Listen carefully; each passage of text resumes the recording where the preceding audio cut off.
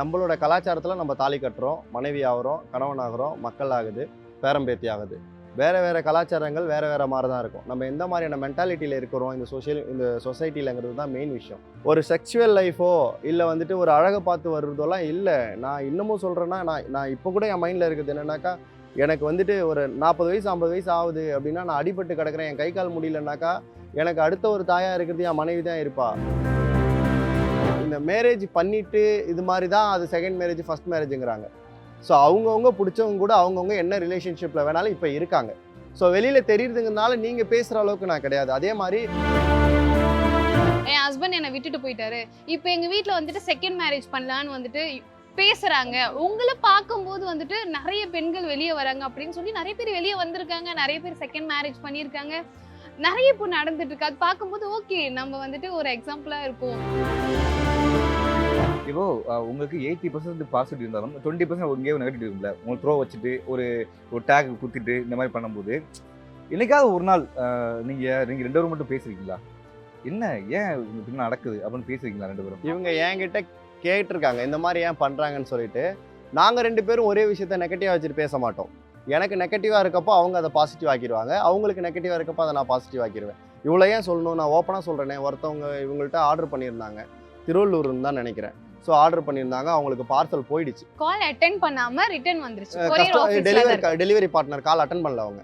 So அவங்க ஒரு 5 times போல் பண்ணியிருக்காங்க, அது ரிட்டர்ன் வந்துருச்சு. இல்லை கால் பிக் பண்ணலன்னு ரிட்டர்ன் வந்துருச்சு. உடனே வந்துட்டு அவங்க என்னன்னு எங்ககிட்ட வாட்ஸ்அப்பில் எதுவுமே கேட்காம, ஆக்சுவலாக வெப்சைட் வாட்ஸ்அப் ரெண்டுமே இருக்குது, வாட்ஸ்அப்பில் எதுவுமே கேட்காம உடனே நந்து சாய் புட்டிக்கில் வந்துட்டு இந்த மாதிரி சாரீ ஆர்டர் பண்ணோம், ஆஃபர் சாரீ, எங்களுக்கு ரிசீவ் ஆகலை, நல்லா ஏமாத்துறாங்க, ஸ்கேம் பண்ணுறாங்க. Max Gold, cash for gold. Call 044-4545-4545. JNN Institute of Engineering, Chennai. Join CSC, AA and ML, Cybersecurity, MBA and more. VCura Wellness, Advanced Scientific Slimming. No pain, no surgery. Any weight loss, இன்னும் smarter. Keshav, நான் ஒன்று தான் கேஷவ் சொல்கிறேன்.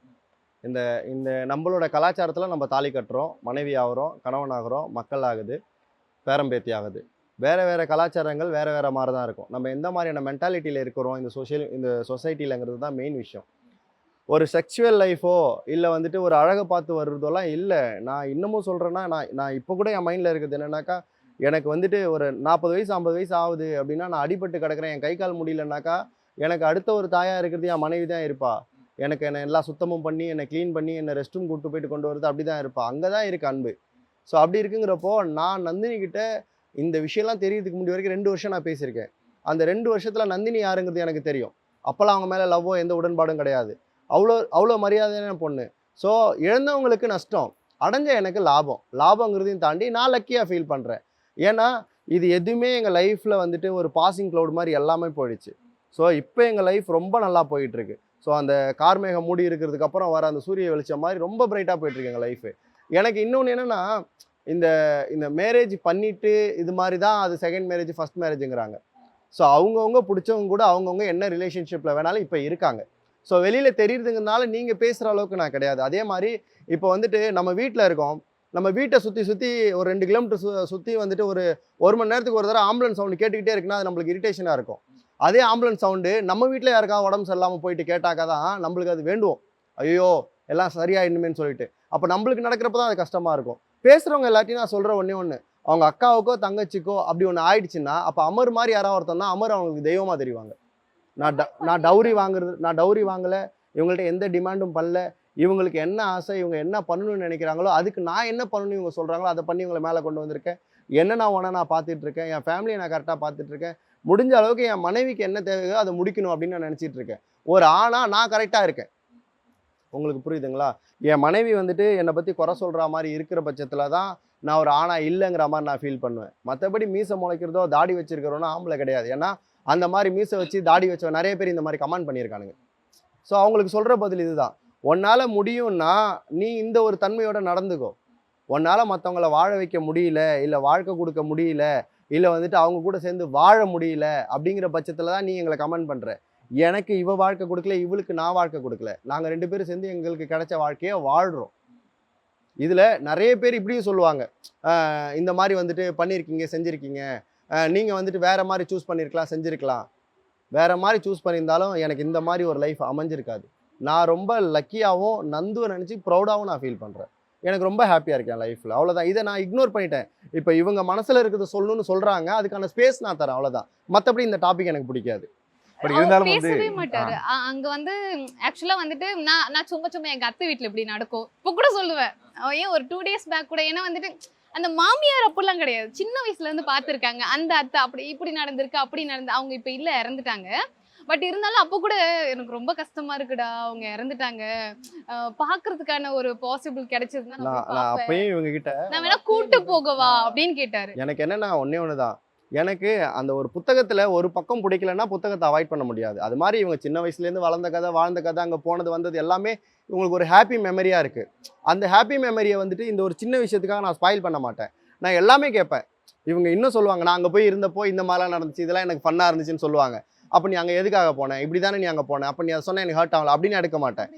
இவ ஹாப்பியாக இருக்காளா, அந்த ஹாப்பியான மொமெண்ட் என்கிட்ட ஷேர் பண்ணுறாளா, நம்ம ஹாப்பி ஆகும், அப்படி தான் நான் எடுத்துப்பேன். மெயின் இன்னொரு விஷயம் என்னன்னாக்கா, எல்லாருக்குமே இங்கே வந்துட்டு நல்லா வாழணும், லைஃப்பில் நல்லா இருக்கணும் அப்படிங்கிறது வந்துட்டு ஒரு ஆசை கேஷவ். அந்த ஆசைக்கு வந்துட்டு நம்ம சப்போர்ட் பண்ண முடியலனாலும், அதுக்கு வழிகாட்ட முடியலனாலும் அந்த வழிக்கு தடையாக இருக்கக்கூடாது. எல்லாருக்குமே இப்போ கமெண்ட் பண்ணுறவங்களுக்கு ஒரு கமெண்ட் பண்ணுற அளவுக்கு ஒரு சுதந்திரம் இருக்குல்ல, அந்த மாதிரி கஷ்டப்படுறவங்களுக்கும் அந்த கஷ்டத்துலேருந்து வெளில வந்து வாழ்கிறதுக்கு ஒரு சுதந்திரம் இருக்குது. அதை என்னை பார்த்து நிறைய பெண்கள் வெளியே வந்திருக்காங்கன்னு தான் நான் சொல்லுவேன். ஏன்னா வந்துட்டு அவ்வளோ பேர் என்கிட்ட வந்துட்டு பர்சனல் மெசேஜில் வந்துட்டு டிஎம்ல சொல்லுவாங்க, எங்கள் வீட்டில் வந்துட்டு என்னை வெளியே கூட அனுப்ப மாட்டாங்க அக்கா, எனக்கு 2 குழந்தைங்க இருக்குது, என் ஹஸ்பண்ட் என்னை விட்டுட்டு போயிட்டாரு, இப்போ எங்கள் வீட்டில் வந்துட்டு செகண்ட் மேரேஜ் பண்ணலான்னு வந்துட்டு பேசுறாங்க. உங்களை பார்க்கும்போது வந்துட்டு நிறைய பெண்கள் வெளியே வராங்க அப்படின்னு சொல்லி நிறைய பேர் வெளியே வந்திருக்காங்க, நிறைய பேர் செகண்ட் மேரேஜ் பண்ணியிருக்காங்க, நிறைய இப்போ நடந்துட்டு இருக்கு. அது பார்க்கும்போது ஓகே, நம்ம வந்துட்டு ஒரு எக்ஸாம்பிளா இருக்கும் நல்ல வகையில அப்படின்னு நினைக்கும் போது எனக்கு பெருமையா இருக்கும். ஆனால் ஒரு சிலர் இந்த மாதிரி கமெண்ட் பண்றவங்க இன்ன வரைக்கும் பண்ணிக்கிட்டு தான் இருக்காங்க. அதை ஹர்ட் பண்றதுக்கு பண்றாங்களா இல்ல சும்மா ஆமாம், அது பேசி இன்டென்ஷனலாக, அது வந்துட்டு வேணுங்கன்னே வாண்டடாக பண்ணுறது, அது ஹர்ட் பண்ணணும்னு நினச்சி. ஆக்சுவலாக அதுக்கெலாம் நம்ம ஹர்ட் ஆகிறது கிடையாது. ஏன்னா நாங்கள் ரியாலிட்டியை அக்செப்ட் பண்ணிக்கிட்டோம், நாங்கள் ஃபியூச்சர் நோக்கி மூவ் ஆன் ஆகிட்டு இருக்கோம். அப்படி இருக்குங்கிறப்போ என் பின்னாடி நீ தட்டி கொடுத்தா பரவாயில்ல, என் பின்னாடி நீ பேசுகிறேன்னா அதுக்கு திரும்பி நீ என் டைம் வேஸ்ட் பண்ண மாட்டேன், எனக்கு இன்னும் 2 ஸ்டெப் முன்னாடி போக வேண்டியது இருக்குன்னு நம்ம அதெல்லாம் அதை தட்டி விட்டுருவோம் ஃபுல்லாக. ஏன்னா ப்ரொமோஷனில் கூட நெகட்டிவ் ப்ரொமோஷன் இருக்கக்கூடாதுன்னு நம்ம நினைப்போம். ஸோ அதனால் எல்லாமே பாசிட்டிவாக போயிட்டுருக்கு. இது இவங்களை எப்போ அஃபெக்ட் பண்ணுன்னா, நான் அதை சீரியஸாக எடுத்துக்கிட்டால் தான் அது இவங்களை அஃபெக்ட் பண்ணும். நான் என்றைக்குமே அந்த ஒரு விஷயத்தை சீரியஸாக எடுத்துக்கிட்டு எல்லளவும் அவங்கள அஃபெக்ட் பண்ணுறதுக்கு நான் விடவே மாட்டேன். ஆனால் வந்து இப்போ பொட்டிக் டு எக்ஸ்போ அப்படிங்கிறது ஒரு நம்ம ஈஸியாக ஒரு வார்த்தை சொல்லணும்னு வச்சுக்கோங்களேன், அதுக்கு எவ்வளோ கடந்தீங்க, எவ்வளோ வழிகள் பார்த்தீங்க, அதை சொல்ல முடியுமா? ஆக்சுவலா சொல்லணும்னா இப்போ வந்து நம்ம 1 மாசம் பண்ற வேலையை ஒரு 2 நாள்ல சேர்த்து பண்ற மாதிரி தான். எல்லா சாரீஸ்க்குமே எப்பவுமே வந்துட்டு ஒரு எக்ஸ்போக்கும் நியூ கலெக்ஷன் வந்துகிட்டே இருக்கு. இல்லை, கலெக்ஷன் கேட்கல, உங்களுடைய பாதிப்பு, அதாவது கமெண்ட் ஆகட்டும், அந்த மாதிரி வந்து நிறைய கஷ்டங்கள் இருக்கும்ல, அந்த மாதிரி கேட்குறேன். கண்டிப்பா இருக்கு, கமெண்ட்ஸ் இருக்கு. இவ வேற வந்துட்டா சும்மா அப்படின்ட்டு வந்துட்டு ஈஸியா கமெண்ட் பண்றவங்க இருக்காங்க. நம்ம ஏதாச்சும் ஒரு நிறைய வந்துட்டு இப்போ இன்ஸ்டாகிராம் அப்படின்னாவே வந்துட்டு நிறைய பேருக்கு வந்துட்டு ஒரு பெரிய ஒரு விஷயமா ஆயிடுச்சு. மெயின் பிஸ்னஸ் பண்றவங்களுக்கு ரொம்ப மெயினான ஒரு ஒரு பிளாட்ஃபார்ம் இன்ஸ்டாகிராம் அப்படின்னா. அப்படி இருக்கும்போது ப்ரொமோஷன் ரொம்ப மெயின். நாங்கள் ஒரு எக்ஸ்போ பண்ணும்போதும் இல்லை வந்துட்டு நாங்கள் ஷாப் ஓப்பன் பண்ணும்போதும் வந்துட்டு கண்டிப்பாக ப்ரொமோஷன் பண்ணுவோம். அந்த மாதிரி ப்ரொமோஷன் பண்ணும்போது ஈஸியாக சொல்லிடுவாங்க காப்பி கேட் அப்படின்ட்டு வந்துட்டு ஒருத்தவங்களை இன்னார் அப்படின்ட்டு அவங்கள வந்துட்டு சொல்லி கம்பேர் பண்ணி பேசுறது. நம்ம பாட்டு ஒரு வேலை நம்ம போயிட்டு இருப்போம், அப்படி இருக்கும்போது வந்துட்டு கம்பேர் பண்ணுவாங்க, காப்பி கேட்னு சொல்லுவாங்க. அது ஒரே நிமிஷம், சாரி இன்டரப்ட் ஆகிறதுக்கு. நான் இந்த டைமில் ஒன்று கலாட்டால ரிஜிஸ்டர் பண்ணிக்கிறதுக்கு நான் விரும்புகிறேன். இந்த பொட்டிக்குங்கிற விஷயம் இருக்கிறதுக்கு முன்னாடியோ, இன்ஸ்டாகிராம் ட்ரெண்ட் ஆகிறதுக்கு முன்னாடியோ டிக்டாக்னு ஒரு விஷயம் இருந்துச்சு.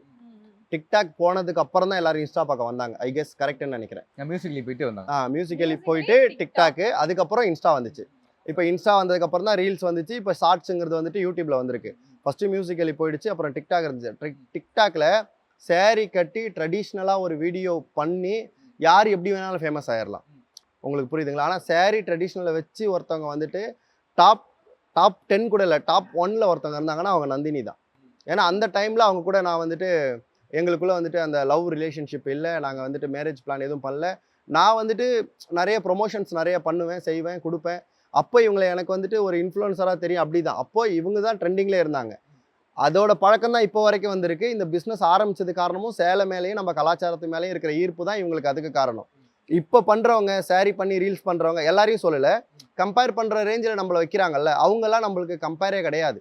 ஏன்னா அவங்க இந்த பிஸ்னஸை யோசிக்கிறதுக்கு முன்னாடியே சாரிங்கிற ஒன்றில் ட்ரெண்ட் ஆகுறது எப்படி, ஒரு ட்ரெடிஷ்னலாக ஒரு வீடியோ எப்படி எடுக்கிறது அப்படிங்கிறத எடுத்து ஃபஸ்ட்டு வந்தவங்க இவங்க தான். அதுலேயுமே சோலோவாக வந்தாங்க, அவங்க அம்மா தான் இவங்களுக்கு ஹெல்ப் பண்ணாங்க. ஏன்னா டிக்டாக் இருக்கும்போது எனக்கு 3.6 மில்லியன் ஃபாலோவர்ஸ் இருந்தாங்க.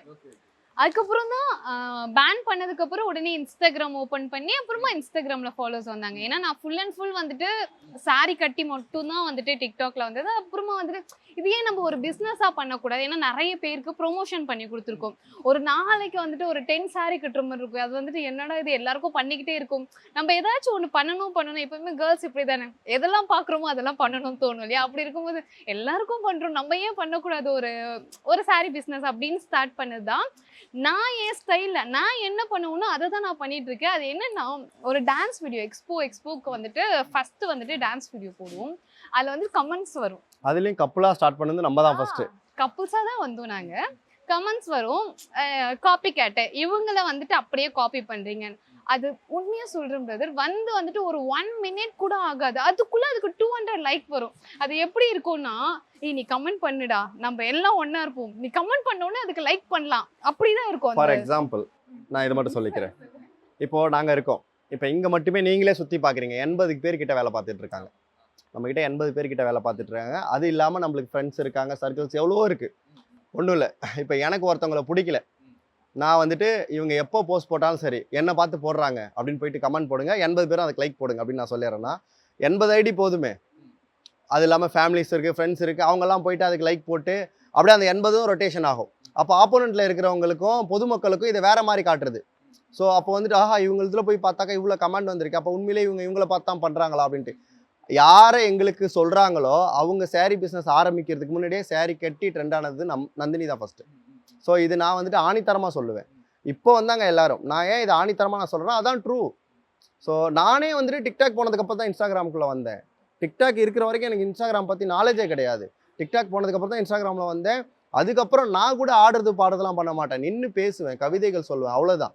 அதில் வந்தது தான் இந்த 8 லட்சம் பேர் எனக்கு ஃபாலோவர்ஸு.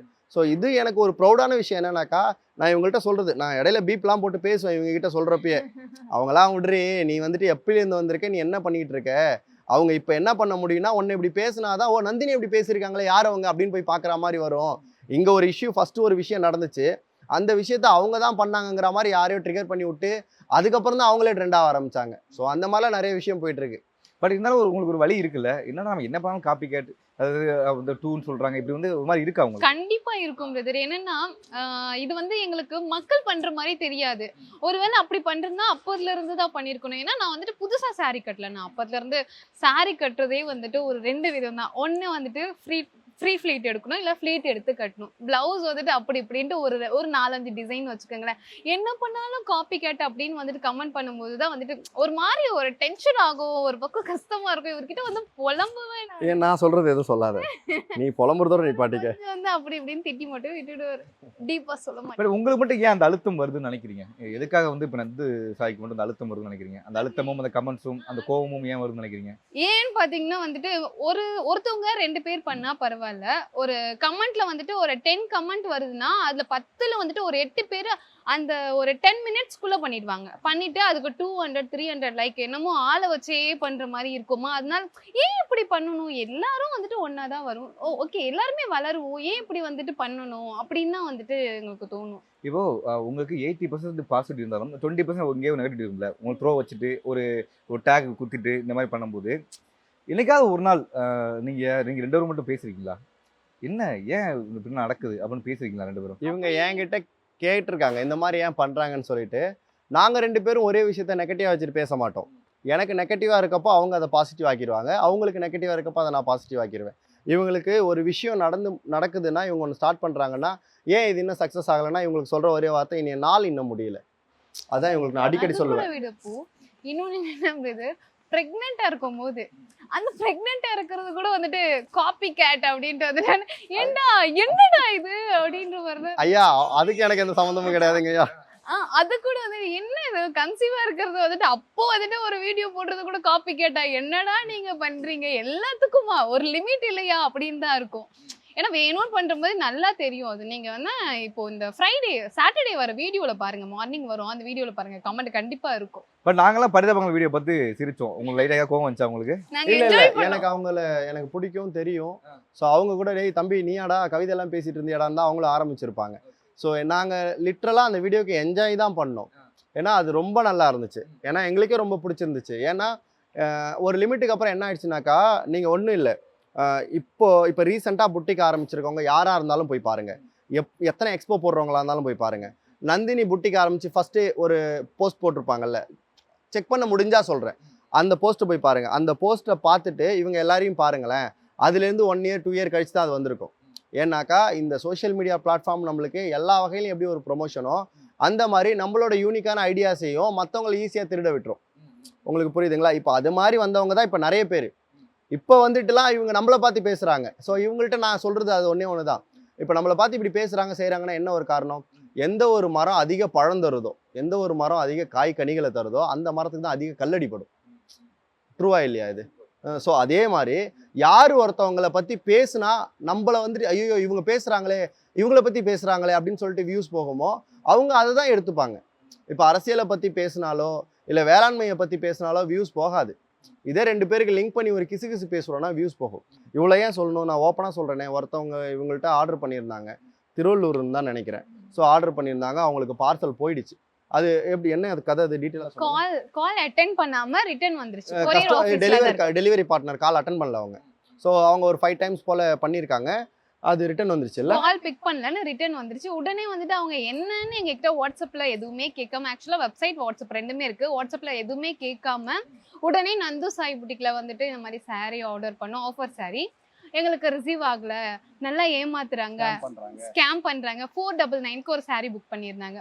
நாங்கள் பார்த்துட்டு ஷாக் ஆகிட்டோம். அவங்களுக்கு 2 lakh கிட்ட வந்துட்டு வியூஸ் போயிருந்தது 1 dayல. நான் உடனே கால் பண்ணி இந்த மாதிரி அது என்னன்னு ட்ராக் பண்ணி கண்டுபிடிக்கும் போது அவங்க கால் பிக் பண்ணல, ரிட்டர்ன் வந்திருக்குன்னு நாங்கள் பார்த்துட்டு அவங்களுக்கு கால் பண்ணுறோம். அப்படியாக்கா, சாரிக்கா, நான் போயிட்டு வந்துட்டு எடுத்துக்கிறேன். அக்கா நான் எடுத்துட்டேன்க்கா, அந்த வீடியோ மட்டும் டிலைட் பண்ணல, இந்த மாதிரி வந்துட்டு எங்கள் வீடியோ பார்த்துட்டு நந்து சாய் புட்டிக்ல இருந்து கொரியர் வந்துட்டு திரும்ப அனுப்பிட்டாங்க அப்படின்னு வேணா நாங்கள் போட்டுட்டுமா அப்படின்னு வந்துட்டு எங்ககிட்ட கேட்குறாங்க. அப்போதான் நான் சொன்னேன், எங்கள் மேலே தப்பே இல்லை, உங்கள் மேலே தப்பு, இப்படியே பண்ணிட்டு இருந்தீங்கன்னா போலீஸ் ஸ்டேஷன் தான் நான் போவேன் அப்படின்னு சொன்னதுக்கப்புறம் வீடியோ வந்துட்டு ப்ரைவேட்டில் போட்டாங்க. ஒரு 2 days கழிச்சு திரும்ப வந்துட்டு பப்ளிக் எடுத்து விட்டாங்க. இந்த மாதிரிலாம் நிறைய பேர் வேணும்னு வியூஸ்க்காகலாம் போடுவாங்க. இன்னொன்று கேஷவ் பிரதர், நீங்கள் நல்லா பாருங்கள், இது நந்து சாய் புட்டிக்குன்னு கிடையாது. எந்த XX, எந்த YY, எந்த ZZ கொஞ்சம் ட்ரெண்டியாகவும் ஃபேமஸாகவும் இருக்கிற எந்த புட்டிக்காக இருந்தாலும் அவங்கள பற்றி ஒருத்தங்க ரிவ்யூ போடுறாங்கல்ல, அவங்க பர்ச்சேஸ் பண்ணிக்கிறதெல்லாம் பிலோ 1000 பிலோ 500க்குள்ளே இருக்கிற சேரீயாக தான் இருக்கும். ஏன்னா அந்த சேரீ அவங்க பர்ச்சேஸ் பண்ணுறதே இந்த மோட்டிவ்காக தான், ஏதோ ஒரு வகையில் ஒரு வீடியோ போடுவோம் இவங்களை பற்றி அப்படிங்கிறதுக்காக தான். இதே வந்துட்டு புட்டிக்கில் இருக்கிறவங்கள்ட்ட 500 rupeesக்கும் சாரீ இருக்கும், 5000 15,000 20,000 கூட சாரீ இருக்கும். 15,000க்கும் 20,000க்கும் நீங்கள் சாரீ வாங்கி அந்த சாரியை ரிவ்யூ சொல்லி இதுக்கு இது ஒர்த் இல்லைன்னு சொன்னால் அது நியாயம். 500க்கும் 300க்கும் கொடுக்குற சாரீ ஹோல்சேலில் வருது அந்த ப்ரைஸுக்கு தான். இப்போ இதில் வந்துட்டு 500 300 அதில் வந்துட்டு அது அமௌண்ட் இல்லைன்னு நான் சொல்லலை, கஷ்டப்பட்டால் தான் ₹1 இருந்தாலும் நம்ம சம்பாதிக்க முடியும். 500 300 நான் வச்சிருக்கிறதுக்கு காரணமுமே எல்லாரும் வாங்கணுங்கிறதுக்காக தான். ஸோ எல்லாரும் வாங்கணும்னு நினச்சி தான் நான் அந்த சாரியை கொண்டு வரேன். ஏன்னா நானும் கஷ்டப்பட்டிருக்கேன். ஒரு ₹200 எங்கள் அம்மாவுக்கு ஒரு சாரீ வாங்கி கொடுக்க முடியாதா, ₹300 எங்கள் அம்மாவுக்கு ஒரு சாரீ வாங்கி கொடுக்க முடியாது, நானும் கஷ்டப்பட்டிருக்கேன். அப்போது அந்த சாரியை வாங்கி நான் என்ன பண்ணுவேன்னாக்கா அவங்களுக்கு ப்ரெசென்ட் பண்ணுவேன். அந்த சாரியை வாங்கி நான் என்ன பண்ணுவேன்னா டேமேஜாக இருந்தால் ரிட்டர்ன் பண்ணுவேன். அந்த சாரிக்கு நான் காசு போட்டு அந்த சாரீ எனக்கு வரலன்னா நான் கம்ப்ளைண்ட் பண்ணுவேன். இது புரியுதுங்களா? இது ப்ராக்டிக்கலாக நான் சொல்கிறது புரியுதுங்களா? ஆனால் இப்படி ஒரு வே இருக்கிறதுலே கம்மியான ஒன்று வாங்கிப்போம். எப்படி ரிவ்யூ சொல்கிறது தானே வாங்குகிறோம், அவங்கள்ட்ட என்ன இருக்கிறதுலே கம்மியாக அதை ஒன்று வாங்கிப்போம், அதில் ரிவ்யூ சொல்லுவோம். ஏன்னா அவங்களுக்கு அந்த சாரீ தேவை கிடையாது, அந்த ஒரு காரணமாக வச்சு ஒரு வீடியோ போடணும், அவ்வளோதான் அவங்களுக்கு மேட்ரு. ஸோ அப்படி இருக்கிறவங்க வந்துட்டு பிழைக்கிறதும் ஓரளவுக்கு நம்மளால் அப்படிங்கிறப்போ நம்மளுக்கு கொஞ்சம் சந்தோஷமாக இருக்கும். ஸோ நீங்கள் நெகட்டிவாக போடுறியோ பாசிட்டிவாக போடுறியோ, நான் எக்ஸ்போ வச்சா எங்கிட்ட ஆளுங்க வராங்க, எங்களுக்கு புது கலெக்ஷன் போட்டால் அதில் ஆர்டர் கிடைக்குது. நான் வந்துட்டு தப்பு பண்ணுற மாதிரி இருந்தால் ஊராக போயிட்டு நான் எக்ஸ்போ போட விடவே மாட்டாங்க. ஃபர்ஸ்ட் ஆஃப் ஆல் வந்துருவாங்க டேரெக்டாக, உன்ட்ட சாரி வாங்கினேன் ஏன் இப்படி ஆச்சு, என்ன இப்படி ஆச்சுன்னு சொல்லிட்டு. நான் நிறைய பேருக்கு எக்ஸ்போவில் வந்துட்டு சில விஷயங்கள் முரண்பாடாக அவங்களுக்கு இருக்குன்னா அவங்க மனசு சந்தோஷப்படுற மாதிரி நான் செஞ்சு அனுப்பிச்சிருக்கேன். அவங்களுக்கு சாரீஸ் எக்ஸ்சேஞ்ச் பண்ணுறதா இருக்கட்டும், இல்லை கொடுத்து அனுப்புறதா இருக்கட்டும், இந்த மாதிரிலாம் பண்ணி அனுப்பிச்சிருக்கேன். ஸோ இந்த ஒரு விஷயத்த இந்த காமன் பீப்புள் அவாய்ட் பண்ணிக்கிட்டு அவங்களோட ஓனான ஒரு திறமையால் அவங்க வியூஸை இன்க்ரீஸ் பண்ணிக்கிட்டாங்கன்னா ஓகே. பாசிட்டிவ் ரிவ்யூவாக இருந்தால் ரொம்ப ஓகே, இல்லை வந்துட்டு ஜென்ரலாக ஒரு ரிவ்யூவாக இருந்தாலும் ரொம்ப ஓகே. இந்த வேணுங்கனே கான்ட்ரவர்சி கிரியேட் பண்ற மாதிரி பண்ணுவோம் அப்படின்னு சொல்றாங்களா, அது மட்டும் தான் கொஞ்சம் கஷ்டம். ஆனா இதெல்லாம் வந்து ஒரு 1 yearக்கு முன்னாடி. ஆமா, அப்போ இருந்துச்சு. அதுக்கப்புறம் நாங்க என்ன பண்ணோம்னா, சரி ஓகே சேனல் மேல வந்துட்டு கம்ப்ளைண்ட் குடுக்குறோம். நம்ம வந்துட்டு காப்பிரைட் குடுக்குறோம்னா சேனல் போயிடும். ஸ்ட்ரைக் பண்ணிடுவாங்க. எதுக்கு வேண்டாம் அப்படின்னு விட்டுருந்தோம். இப்போ வேணாம். பாரபட்சமே பார்க்கறது இல்ல. வேணாம். நீ வந்து உண்மைய சொன்னீங்கன்னா ஓகே. வேணும்னு வந்துட்டு வியூஸ்க்காக நீங்க சொல்றீங்கன்னா, அந்த மாரி வந்து ஒருத்தவங்க வேண்டாம் அப்படின்னு வந்துட்டு அப்படியே காப்பிரைட் குடுத்துறது. பட் ஆனால் இந்த நந்தினி ஆகட்டும், சொசைட்டியில் இருக்கிற நிறைய நந்தினிகள் இருக்காங்க. அதை உடச்சி பிரேக் பண்ணி வெளியே வரணும். ஏன்னா நிறைய கமெண்ட்ஸ் பண்ண தான் செய்வாங்க. இப்போ உங்களுக்கு ஃபோனில் கமெண்ட் வருது, நிறைய பேருக்கு சொசைட்டிலேருந்து நிறைய கமெண்ட் வரும், பக்கத்துலேருந்து கமெண்ட் வரும். அதெல்லாம் உடச்சி அவங்க வந்து இந்த நந்தினி மாதிரி பெரிய அளவில் அனுப்பிக்கிட்டே இருக்கணும். அண்ட் வந்து இன்னொரு விஷயம் நான் வந்து நீங்கள் எதார்த்தமாக பண்ணுறதுக்கு ஒரு கான்ட்ரவர்சியாக மாறுதோ. ஏன்னா ஒரு இடத்துல ஒரு ஆஃபர் போட்டீங்க, இல்லை எங்களுக்காக தான் அந்த ஆஃபர் போட்டாங்க அப்படின்னு ஆமா, ஒன்று வந்துச்சு. ஆமா, அன்னைக்கு அது சொன்னீங்க எனக்கு அது தெரியாது, நான் அடுத்த வாரம் ஒரு ஆஃபர் போடுறேன், அடுத்த வாரம் மாற்றிக்கிறேன் அப்படின்னு சொன்னீங்க. நீங்கள் எதார்த்தமாக போட கூட சரி ஓகே, அட்டாக் பண்ணால் ஃபேமஸ் ஆகலாம் அப்படின்னா, இல்லை ஓகே அப்படி நடக்குதா? இல்ல அது என்னன்னா நாங்க முன்னாடியே சொல்லியிருந்தோம். ஏன்னா அப்பதான் எங்களது எக்ஸ்போ முடிஞ்சு வந்துட்டு எக்ஸ்போலயே நான் சொல்லியிருந்தேன். ஷாப்ல இருக்கவங்க தப்பா எடுத்துக்காதீங்க. நான் கண்டிப்பா ஏன்னா ஷாப் ஓபன் பண்ணி ஆஃபரே கொடுத்ததுல இந்த எக்ஸ்போ முடிச்சதுக்கு அப்புறம் நான் ஷாப்ல ஆஃபர் கொடுக்குறேன். யார் எந்தெந்த இடத்துல எக்ஸ்போ பண்றாங்கன்னு பாக்குறதான என் வேலை. என் பிசினஸ்ல அடுத்த லெவல் எப்படி போகணும் அப்படின்னு மட்டும் தான் என்னால யோசிக்க முடியும். அப்படி ஒரு இதுல நான் என்னுடைய ஷாப்ல ஆவடியில இருக்க ஷாப்ல கஸ்டமருக்காக ஆஃபர் சொல்லியிருந்தோம். 1 டே ஃபுல்லா அதுக்காக ஷூட் எடுத்து வீடியோ அப்லோட் பண்ணேன். என்னமோ வந்துட்டு நம்மள வச்சு வர மாதிரி எங்களுக்கு ஒரு மாதிரி தப்பா தோணுச்சு. இது வேண்டாம். ஏன்னா நிறைய பேர் வந்து சேர்ந்து ஸ்டால் போடுறாங்க. நம்மளால வந்துட்டு ஒரு வார்த்தை வேண்டாம். அந்த வீடியோ எடுத்ததுக்கு காரணம் ஆப்போனன்ட் பெரிய ஆளு அப்படிலாம் சீனே கிடையாது. அந்த வீடியோ எடுத்ததுக்கு காரணம் இன்னொன்று என்னன்னாக்கா, இதை இப்படி பேசிடுவாங்க. ஸோ அவங்களுக்கு ஏதோ ஒரு நஷ்டம் ஆகுதுன்னாக்கா 100 பேர் நம்பி இருந்தாங்க, 200 பேர் நம்பி இருந்தாங்க, அவங்களெல்லாம் கன்சிடர் பண்ணாமல் மனிதாபிமானமே இல்லாமல் கருணை கொலை பண்ணிட்டாங்கிற மாதிரிலாம் வாய் இருக்குங்கிறதுக்காக பேசுவாங்க. என்கிட்டே அந்த வாய் இருக்குங்கிறத மறந்துட்டு. அதனால நான் என்ன பண்ணிட்டேன்னா, ஓகே வராங்க பண்ணுறாங்க செய்கிறாங்க, நம்மளுக்கு இப்போ தெரிஞ்சிருக்குனாக்கா நம்ம யாரையோ ஒருத்தவங்கள சொன்னோம்ல இந்த மாதிரி ஒரு டைமில் இந்த மாதிரி அவங்க பண்ணிட்டாங்கன்னு, அந்த மாதிரி நம்மள யாரும் சொல்கிற மாதிரி வந்துடக்கூடாது. நம்ம இந்த வாட்டி இதை நம்ம வித்ட்ரா பண்ணுறோன்னா அங்கே கூட்டம் நிறையா போகும். இங்கே வரணும்னு நினச்சி ஊர்லேருந்து வரணும்னு நினைக்கிறவங்க கூட அங்கே போவாங்க. ஏன் அங்கே போகணும் அப்படின்னாக்கா, அதே ஆர்கே மஹாலில் எங்ககிட்ட ஸ்டால் போட்டதில் 100ல் 50% பேர் அங்கே இருந்தாங்க. அவங்க எல்லாரும் தேங்க்ஸ் சொன்னாங்க அந்த கமெண்ட்ல. ஆமா சொல்லியிருந்தாங்க. இன்னொரு விஷயம் என்னன்னா, எனக்கு நார்மல் டேலயே வந்துட்டு வாக்கிங் வந்துட்டு 500+ இருக்கும் நார்மல் டேல. அப்போ ஆஃபர் கொடுக்கும்போது எனக்கு எப்படி இருக்கும்னு நினைச்சு பாருங்க. என்னமோ வந்துட்டு ஒரு 200 ஸ்டால் போடுறவங்களுக்கு வந்துட்டு சேல் ஆகாம என் சேலை வந்துட்டு நானே பாக்குற மாதிரி வந்துட்டு நம்மள அந்த மாதிரி வந்துட்டு கார்னர் பண்றது எங்களுக்கு பிடிக்காம தான் வேண்டாம். நெக்ஸ்ட் வீக் பாத்துக்கலாம். இங்க வந்திருக்காங்களா, நம்ம அடுத்த வாரம் பாத்துக்கலாம், ஒன்றும் பிரச்சனை இல்லை. அங்கேயும் போங்க இங்கேயும் வாங்கன்னு அதுலயே வந்துட்டு என் அன்புக்குரியவங்க மரியாதைக்குரியவங்கன்னு தான் நான் பேசியிருப்பேன். மரியாதை எந்த இடத்துலையும் நான் குறைச்சிருக்க மாட்டேன். ஸோ அவங்க வந்துட்டு ஒரு வீடியோ போட்டாங்க, அது எனக்கு ஹர்ட் ஆச்சு. அந்த வீடியோ இருந்ததுன்னா இப்போ பெரிய கான்ட்ரவர்சி ஆயிருக்கும். அந்த வீடியோ எடுத்ததுனால சரி ஓகே, தெரியாதவங்க பண்ணுறாங்க, தெரிஞ்சவங்க கரெக்டாக இருக்காங்க, மெச்சூராக இருக்கவங்க மெச்சூராக இருக்காங்க, இம்மெச்சூராக இருக்கவங்க இம்மெச்சூரியாக இருக்காங்கன்னா அவங்களுக்கு நம்ம பேசணுங்கிறது கிடையாது. அதே நான் அதுக்கு அந்த வீடியோவில் என்ன சொல்லியிருந்தோன்னா, இந்த டேட்டில் இந்த மாதிரி இங்கே ஒரு எக்ஸ்போ போடுறாங்க, அவங்களுக்கு போய் சப்போர்ட் பண்ணுங்கன்னு தான் இவங்களும் பேசியிருந்தாங்க. நானும் என்ன சொல்லியிருந்தேன்னா, அங்கேயும் போங்க இங்கேயும் வாங்கன்னு தான் பேசியிருந்தேன். நான் எப்போதும் ஒன்று தான் சொல்லுவேன், கேஷவ் என்னது தான் பெஸ்ட்டு, நான் தான் ஆள், நான் தான் மேலே அப்படி சொல்ல மாட்டேன். என்னதும் பெஸ்ட்டு, நானும் பண்ணுறேன், என்கிட்டையும் வந்து பாருங்கள், பிடிச்சிருந்தா வாங்குங்க, இதுதான் இருக்கும் நம்மளுது. ஸோ அது நான் எடுத்துகிட்டு போக மாட்டேன். Okay super. ஆனால் இப்போ வந்து நான் பழைய அமரா பார்க்கணும், அதோட நான் இன்டர்வியூ முடிக்கலாம்னு பார்க்குறேன். ஒரு அழகான கவிதை சொல்லுங்க. அதுதான் இது வந்துட்டு அதே ஃபீல்ல அந்த டிக்டாக்ல பார்க்குற மாதிரியே இருக்கும். அப்படியே பிளாக் நோட் போட்டுறேன். அதில் நான் வந்துட்டு என் மனைவிக்கு சொல்கிறேன், ஆனால் இதில் சில வார்த்தைகள் யூஸ் பண்ணுவேன், அது வந்துட்டு கீழே வந்துட்டு டிஸ்க்ளைம் பண்ணிவிடுங்க. போடுங்க. ஏதோ தப்பான அசிங்கமான இல்லை. சாராயம் இல்லை கஞ்சா அடிக்கிறதுல எண்ணெய் ஏறிடும், சாராயம் இல்லை கஞ்சா அடிக்கிறதுல எண்ணெய் ஏறிடும், எங்கே போதையோ உங்கள் கண்ணை பார்த்து இந்த போதையில் எங்கள் ஆயுசே கரைஞ்சி போயிடும். சூப்பர். நீங்க நல்லா பாட்டு பாடுங்க, ஒரு பாட்டு பாடுங்க. செம்மையா பாடுவாங்க. அது நான் பார்த்தேன் ரீல்ஸ். நந்து சாய் பாட்டு நீங்க ஏன் சூப்பர் சிங்கர் போலாம் அப்படின்னு கேட்டாங்க. நீங்க எங்க பாத்தீங்க? ஒரு செத்துருவாரு நான் பாடுனேனா. பாட்டு பாருங்க. குழந்தைக்கு ஒரு ஆராரிராரோ பாடுவா, மிரண்டு தூங்கிடுவா என் குழந்தை. சும்மா என்ன பண்ணுவீங்க? சத்தியமா எனக்கு தெரியாது. இவ்வளவு நம்ம எமோஷனலா பேசிருந்தோம்ல, இப்போ இதை முடிங்க, ஃபன்னா முடிங்க. நீ வேணா கவிதை வேணா சொல்ல அது வேணா இவர் சொல்லுங்க. சாராய கஞ்சா போதும் சொல்லிட்டாரு. இவர் கூட சேர்ந்த கவிதை சொல்லுவேன்ல, அந்த மாதிரி ஒரு 2 லைன் சொல்லுவாரு, அதை சொல்லி கொடுப்பாரு. அதையும் வந்துட்டு ஒரு 10 டேக் அப்புறம் 11வது டேக். பேசிக்கிட்டே இருக்காதீங்க, அந்த கவிதை சொல்லுங்க, நல்லா இருக்கும். அது எனக்கு பிடிச்ச ஃபேவரட் கவிதை, அது என்னோட ஃபேவரட் கவிதை, என்னோட ரிக்வெஸ்ட். அவர் சொன்னனே சொன்னாரு, பேசிக்கிட்டே இருக்காதீங்க, வெகு சீக்கிரம் வெறுக்கப்படுவீங்க. மௌனமா இருந்து பாருங்க, அதிகமா தேடப்படுவீங்க. எதையும் நீங்க தேடி போகாதீங்க, உங்களுக்கு தகுதி இருந்தா அது உங்களை தேடி வரும். அதான் ஒரு வருஷமா இன்டர்வியூ கொடுக்க முடியலோ. அப்படி கிடையாது. இப்போ கூட நான் தானே கூப்பிட்டேன். சரி, ஓகே. ஆமா. தேங்க்யூ ரொம்ப நேரத்துக்கு மிக்க நன்றி. Thank you thank you so much. Thank you brother. Max Gold, cash for gold. Call 044-4545-4545. JNN Institute of Engineering, Chennai. Join CSC, AA and ML, Cybersecurity, MBA and more. VCura Wellness, Advanced Scientific Slimming. No pain, no surgery. Any weight loss, இன்னும் smarter.